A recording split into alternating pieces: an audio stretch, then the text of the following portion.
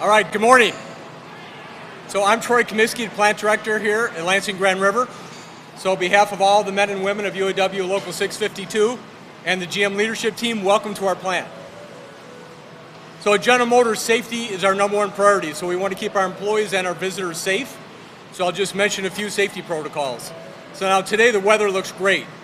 However, in the case we ever had to take shelter or evacuate the plant, one of our employees will get you to a place of safety. So don't worry about that. So I want to extend a special welcome home to Lansing and a big thank you to Secretary Jennifer Granholm and to the U.S. Department of Energy. So.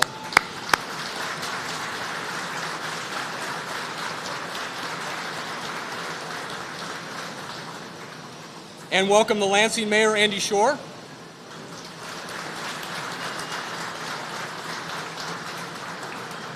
Susan Corbin and Phil Roos from the state of Michigan.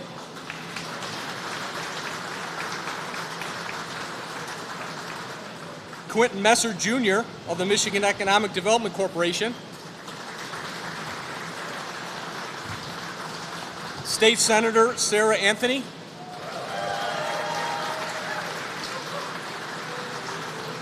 Representative Emily Devendorf. And staff, and representing our Michigan congressional delegation. Thank you.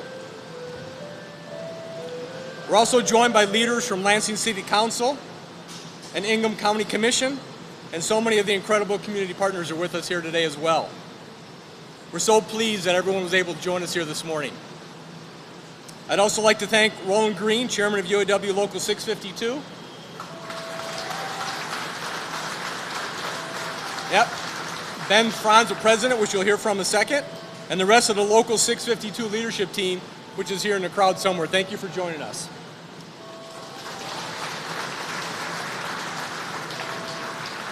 Also from the International UAW today, we're honored to have Mike Booth, Vice President of the GM department. Mike, where are you?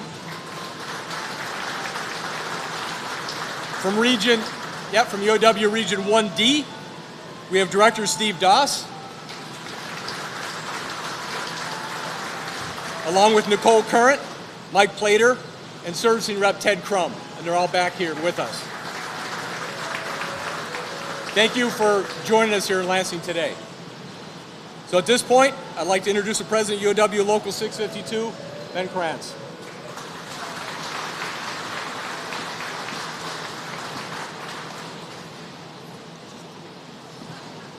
Hey everybody. He has a little notebook, I'm just going to wing it. I noticed, I didn't hear Assistant Director Scott Zooksworth is here also from Region 1D. So I appreciate all the clapping because today is a good day. Today's a good day for Lansing, it's a good day for the state, and it's a good day for North American Auto. So with this grant, we are excited that we're going to be able to move forward with the updates to Lansing Grand River. And we're going to secure the future product being built right here in Lansing alongside our sister plant at Lansing Delta Township. So I couldn't be more pleased for Lansing, but especially the membership of Local 652. In no way, shape, or form am I surprised by that. I get to deal with this leadership every day, and I get to deal with the membership. And the fact that I'm standing at the podium as the voice of Local 652 means nothing without the workforce that I get to stand behind. They are top notch.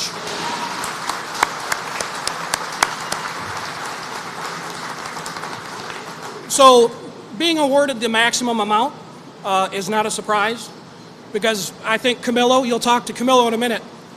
I've never missed an opportunity to tell GM Detroit, if you want it built better and you want it built right, you got to bring it to Lansing.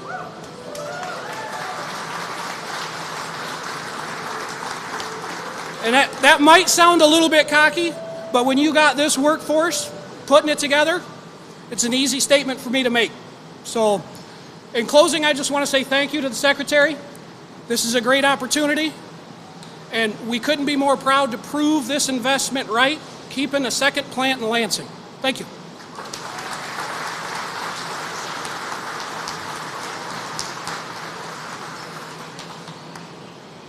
Thank you, Ben. Great off-the-cuff comments from the heart, obviously. So now I'd like to bring to the podium Camilo Ballesty. He's a Vice President of Manufacturing, my boss. Thank you.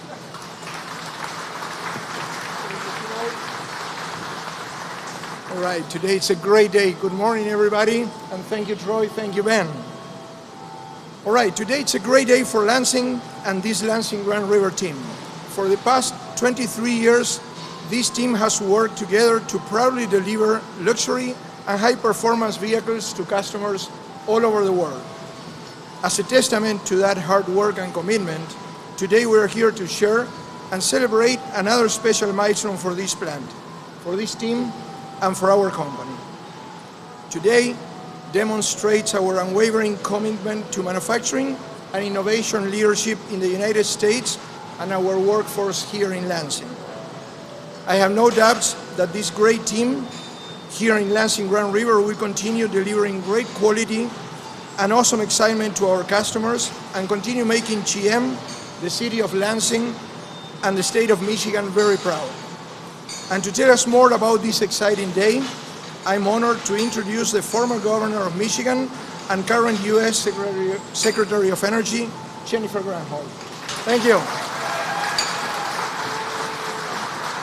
Thank you. Love it, love it. So glad to be home.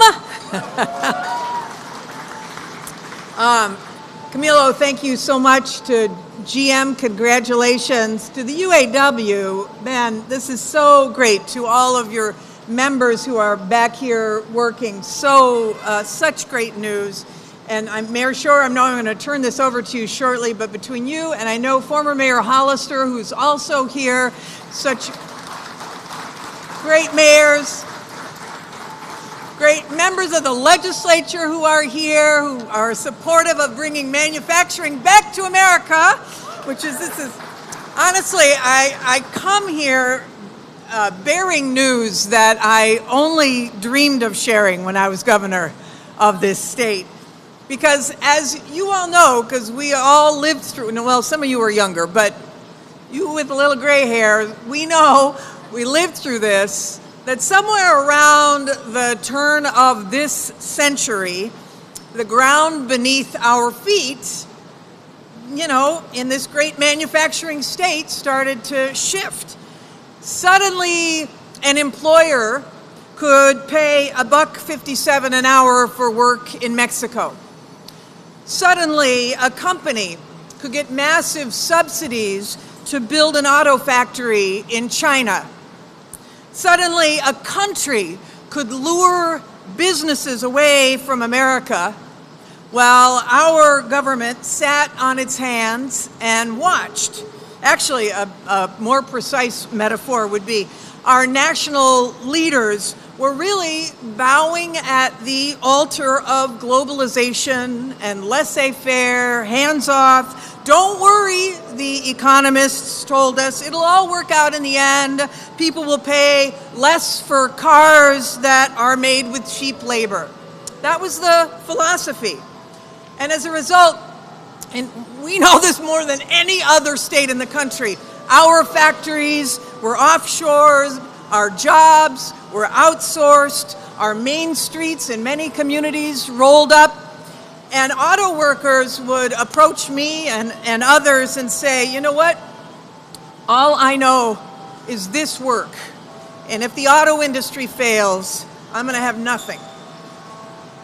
So, we bled jobs, and we and every other industrial state that was fighting to keep jobs, we threw every incentive, every policy that we had to try to compete globally. But how can a state compete with the might of China?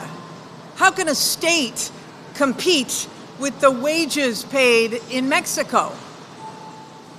It was like bringing a knife to a gunfight for governors to try to keep these jobs here in the wake of all of that with no federal partner. And then 2008 happened, and the bankruptcies of the auto industry happened. And how many of you were around during those days and remember how painful that was? I know I was doing everything Before the Obama-Biden administration came in, I was calling the White House saying, please, please, you've got to help. And then President Obama, Vice President Biden came in and obviously helped to resuscitate the auto industry. And that was great. Even though through bankruptcy, I remember a day when 800,000 people called the unemployment lines. Where's Sue Corbin? You remember this, right? I mean, it was horrible. It was horrible. But the cavalry arrived. The auto industry was rescued. But globalization didn't stop. And I'm here to tell you today that things are different. What's changed is that we have Joe Biden as our president. Joe Biden decided that our country is going to do something about this, that we are not going to be passive any longer. So instead of standing on the sidelines while other countries poached our jobs, we're back in the game, baby. The United States is back in the global game of getting manufacturing to come here rather than seeing it go overseas. We're bringing it back to the workers who started it all, to the communities that we love. And so today, I come carrying a message from President Biden. This factory will stay open. And your jobs will remain right here in Lansing, Michigan. I met the Clark father and son when we were walking the line. And there are other, across Michigan, examples of generations of families who have worked the lines here. We're bringing this back to where your potentially parents and grandparents built the cars that defined America for 100 years, and that will define us for the next 100 years. Thanks to the President's agenda, this amazing Inflation Reduction Act, today we are announcing that we are investing, the nation is investing, through the President's agenda, $500 million in this site, and that General Motors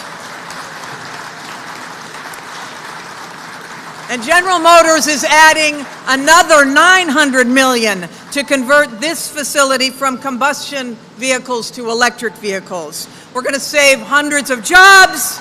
We're going to create even more at this plant. We're going to support thousands of shop owners and restaurant employees and other folks in the Lansing communities whose livelihoods depend on a robust auto industry, on the pulse of Michigan's auto economy.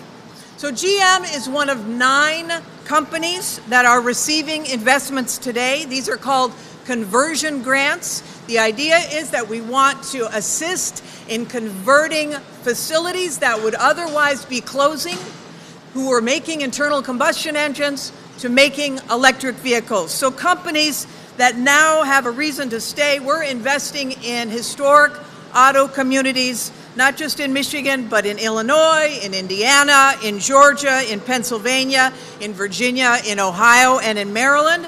Almost $4 billion between the federal government and the private sector. This announcement today will save 15,000 jobs across the country. It will create 3,000 more jobs in manufacturing across the country. And that is Joe Biden's Investing in America agenda. Today, yeah, you can applaud that because you have a president who cares about this.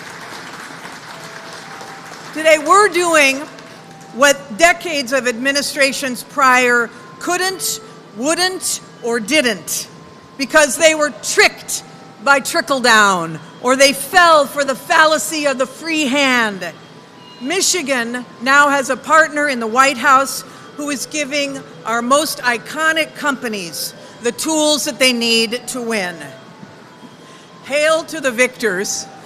I recognize I'm saying that in Lansing, but nonetheless, you have a partner in the White House who really understands what a union job means, what skill, yes, giving skills for building future-facing careers, peace of mind, and above all, pride. So in the end, today is a triumph for GM, who's going to build the cars of the future. It is a triumph for the United Auto Workers, whose jobs are staying right here in Lansing. And today marks a dawn for a great nation as well. Because if it's a clean energy revolution the world wants, then it's what they're going to get. But you better believe it's going to be proudly stamped, made in America and made in Michigan. So with that, I want to turn the podium over to a great mayor who has been such a champion for manufacturing in Michigan, in Lansing. Give it up for Mayor Andy Shore.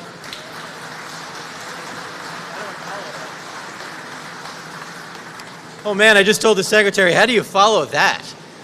Well, welcome everybody. Thank you, Secretary Granholm. Of course, we all want to call her governor because we remember she is also, I believe, the only former Lansing resident in the president's cabinet, so we appreciate it. She told someone on the line she used to run by this plant. We know that you haven't forgotten us. We know the president hasn't forgotten us, that he's thinking of us here in Michigan, us here in Lansing every day. So good morning. Welcome to the heart of Lansing. Welcome to the Grand River plant. Just over 2 years ago, I joined our governor now, Governor Whitmer, along with GM in announcing a new Ultium plant, the new battery plant, bringing 1,700 jobs and billions to our economy. And I don't know if Chad Livengood is here, but he tweeted, "Happiest mayor in America," and we printed that out. So for Chad, I am once again the happiest mayor in America. As mayor, you always want to work to create an environment where jobs and growth can be a reality, and here in Lansing, we do it. So again, thank you to the Secretary. I want to thank GM for their many investments, $900 million along with $500 million. That's incredible. Again, we said $2.7 billion 2 years ago. These are investments in Lansing. These are investments in our people. These are investments in our economy.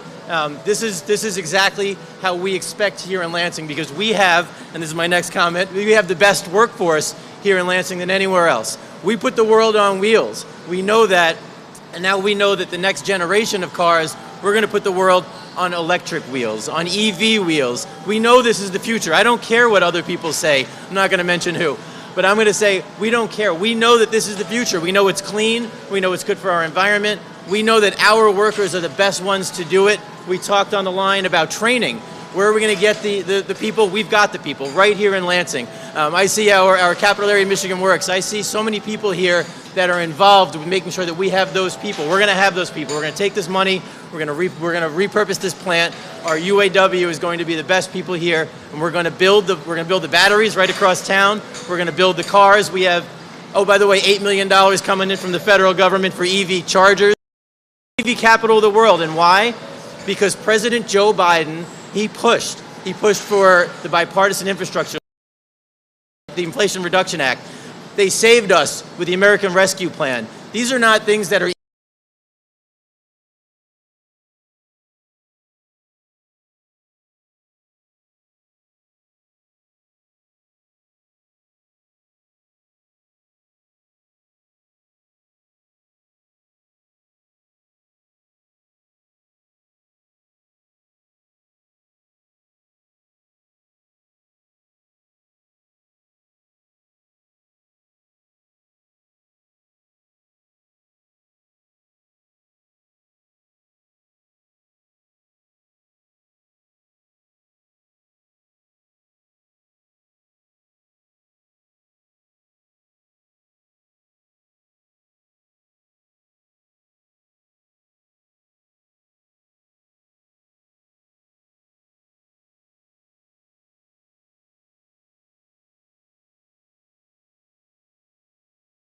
Short for those comments. Secretary Granholm, thank you for your comments. Thank you for coming. Appreciate what you did. Ben, Camillo, thank you for your comments. And I appreciate everybody coming today.